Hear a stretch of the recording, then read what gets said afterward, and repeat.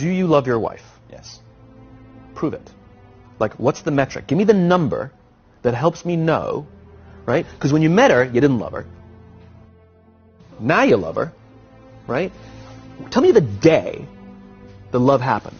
It's an impossible question. But it's not that it doesn't exist. It's that it's much easier to prove over time, right? Well, leadership is the same thing. It's about transition. So if you were to go to the gym, it's like exercise, right? If you go to the gym and you work out and you come back and you look in the mirror, you will see nothing. And if you go to the gym the next day and you come back and you look in the mirror, you will see nothing, right? So clearly there's no results, can't be measured, it must not be effective. So we quit, right?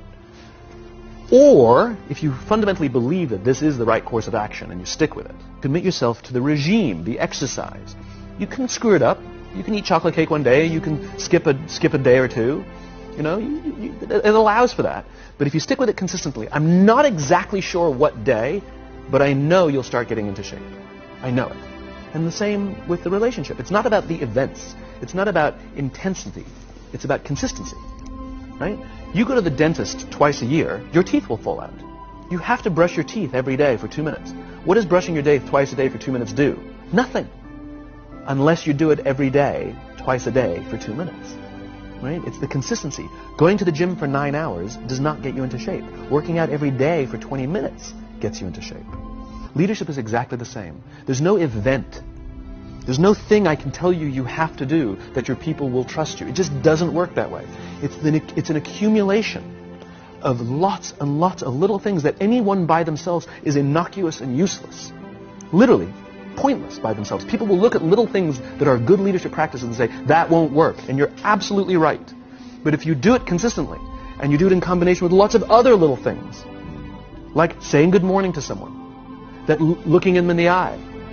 My friend George, who's a 3-star general in the Marine Corps, he says his test for leadership, and I love this, he goes, his test for a good leader is if you ask somebody how their day is going, you actually care about the answer.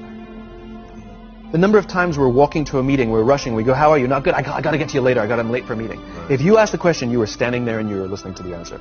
It's those little innocuous things that you do over and over and over and over that people will say, I love my job. Not I like my job. I like my job means, yeah, the challenge is great. They pay me well. I like the people. I love my job means I don't want to work anywhere else. I don't care how much somebody else is willing to pay me. I'm devoted to the people here, and I care desperately about the people here as if they were my family. In business, we have colleagues and coworkers. In the military, they have brothers and sisters. That's how they think of each other. If you really have a strong corporate culture, the people will think of each other like brothers and sisters. It's like a family, right? No. Brothers and sisters. Deep love. Fight, but the love doesn't go away. Bicker, the love doesn't go away. And I'll fight with my sister, but if you threaten my sister, you're going to have to deal with me. Right? We'll fight internally. We'll bicker with each other. But nobody's going to hurt each other. And if anything from the outside shows up, you're looking at a unified front. Brothers and sisters. Now, how do you create brothers and sisters out of strangers? Common beliefs, common values. You know, parents, in other words, executives who care about their children's success, who care to raise their children, teach them skills, discipline them when necessary, help them build their self-confidence so that they can go on and achieve something more than you could have ever imagined achieving for yourself. That's leadership. An absolute love and devotion for the people who've committed their lives to this enterprise. It's a human thing.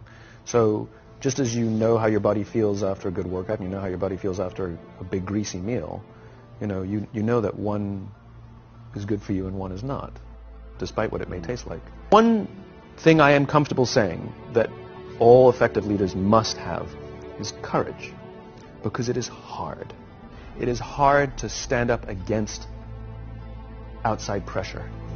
It is hard to stand up to an external constituency who's pushing you to do something for their short-term gain, to do the right thing for your people. It is hard. It is thankless. It is lonely. Sometimes you get fired. Sometimes you get in trouble. Sometimes you'll lose your job and the next guy will get all the credit. It's all true. And the courage to do the right thing in the face of overwhelming pressure, only the best leaders have that courage. Only the best leaders. And here's the folly. Courage is not some deep internal fortitude. You don't dig down deep and find the courage, right? It just doesn't exist. Courage is external. Our courage comes from the support we feel from others. In other words, when you feel that someone has your back, when you know that the day that you admit you can't do it, someone will be there and say, I got you. You can do this. That's what gives you the courage to do the difficult thing. It's not going off to an ashram by yourself somewhere for 4 weeks and coming back and finding the courage. It's not what happens. It's the relationships that we foster. It's the people around us who love us and care about us and believe in us. And when we have those relationships, we will find the courage to do the right thing. And when you act with courage, that in turn will inspire those in your organization to also act with courage. In other words, it's still an external thing. That's what inspiration is, right? I'm inspired to follow your example. But those relationships that we foster over the course of a lifetime will not only make us into the leaders we need to be and hope we can be, but they'll often save your life. They'll save you from depression. They'll save you from giving up. They'll save you from any matter of negative feelings about your own capabilities, your own future.